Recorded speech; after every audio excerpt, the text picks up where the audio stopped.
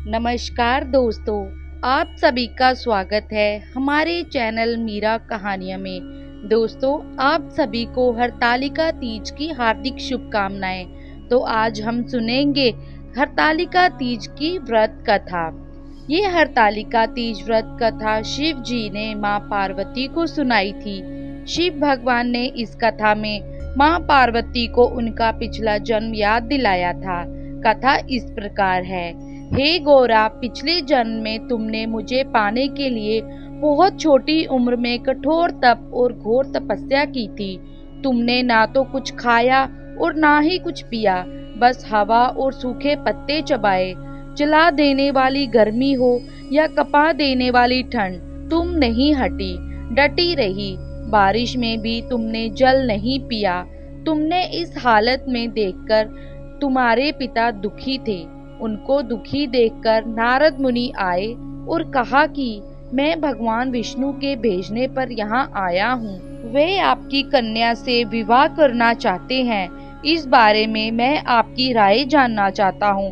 नारद जी की बात सुनकर आपके पिता बोले, अगर भगवान विष्णु ये चाहते हैं तो उन्हें कोई आपत्ति नहीं, परंतु जब तुम्हें इस विवाह के बारे में पता चला तो तुम दुखी हो गई। तुम्हारी एक सहेली ने तुम्हारे दुख का कारण पूछा तो तुमने कहा कि मैंने सच्चे मन से भगवान शिव का वरण किया है, किंतु मेरे पिता ने मेरा विवाह विष्णु जी के साथ तय कर दिया है। मैं विचित्र धर्म संकट में हूँ। अब मेरे पास प्राण त्याग देने के अलावा कोई और उपाय नहीं बचा। तुम्हारी सखी बहुत ही समझदार थी। उसने कहा, प्राण छोड़ने का ये कारण ही क्या है? संकट के समय धैर्य से काम लेना चाहिए। भारतीय नारी के जीवन की सार्थकता इसी में है कि जिसे मन से पति रूप में एक बार वरण कर लिया, जीवन प्रयत्न उसी से विवाह करे। मैं तुम्हें घनघोर वन में ले चलती हूँ, जो साधना स्थल भी है और जहाँ तुम्हारे पिता तुम्हें खोज भी नहीं पाएंगे। मुझे पूर्ण विश्वास है कि ईश्वर अवश्य ही तुम्हारी सहायता करेंगे। तुमने ऐसा ही किया।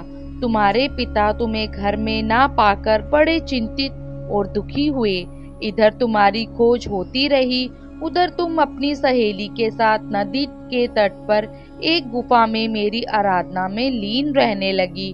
तुमने रेत के शिवलिंग का निर्माण किया। तुम्हारी इस कठोर तपस्या के प्रभाव से मेरा आसन हिल उठा और मैं शीघ्र ही तुम्हारे पास पहुंचा और तुमसे वर मांगने को कहा। तब अपनी तपस्या के फलीभूत मुझे अपने समक्ष पाकर तुमने कहा, मैं आपको सच्चे मन से पति के रूप में वरण कर चुकी हूँ। यदि आप सचमुच मेरी तपस्या से प्रसन्न होकर यहाँ पधारे हैं तो मुझे अपनी अर्धांगिनी के रूप में स्वीकार कर लीजिए। तब तथास्तु कहकर मैं कैलाश पर्वत पर लौट गया। उसी समय गिरिराज अपने बंधु बांधवों के साथ तुम्हें खोजते हुए वहां पहुंचे। तुमने सारा वृत्तांत बताया और कहा कि मैं घर तभी जाऊंगी अगर आप महादेव से मेरा विवाह करेंगे। तुम्हारे पिता मान गए और उन्होंने हमारा विवाह करवाया।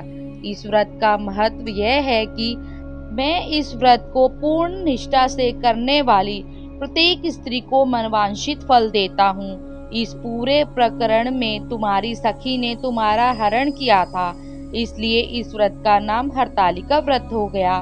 इस व्रत से जुड़ी एक मान्यता यह है कि इस व्रत को करने वाली स्त्रियां पार्वती जी के समान ही सुखपूर्वक पति रमण करके शिवलोक को जाती हैं। सौभाग्यवती स्त्रियां अपने सुहाग को अखंड बनाए रखने और अविवाहित युवतियां मन मुताबिक वर पाने के लिए हरतालिका तीज का व्रत करती हैं। इस दिन व्रत करने वाली स्त्रियां सूर्योदय से पूर्व ही उठ जाती हैं और नहाकर पूजा श्रृंगार करती हैं। पूजन के लिए केले के पत्तों से मंडप बनाकर गौरी शंकर की प्रतिमा स्थापित की जाती है। इसके साथ पार्वती जी को सुहाग का सारा सामान चढ़ाया जाता है। रात में भजन कीर्तन करते हुए जागरण कर 3 बार आरती की जाती है और शिव पार्वती विवाह की कथा सुनी जाती है। इस व्रत के व्रती को शयन का निषेध है, इसके लिए उसे रात्रि में भजन कीर्तन के साथ रात्रि जागरण करना पड़ता है। प्रातःकाल स्नान करने के पश्चात श्रद्धा एवं भक्ति पूर्वक किसी सुपात्र सुहागिन महिला को श्रृंगार सामग्री, वस्त्र, खाद्य सामग्री, फल, मिष्ठान एवं यथाशक्ति आभूषण का दान करना चाहिए। रेत के शिवलिंग बनाए हैं तो उनका जलाशय में विसर्जन किया जाता है और खीरा खाकर व्रत को संपन्न किया जाता है। दोस्तों, तो ये थी हरतालिका तीज की व्रत कथा। आप सभी को हरतालिका तीज व्रत की हार्दिक शुभकामनाएं। धन्यवाद।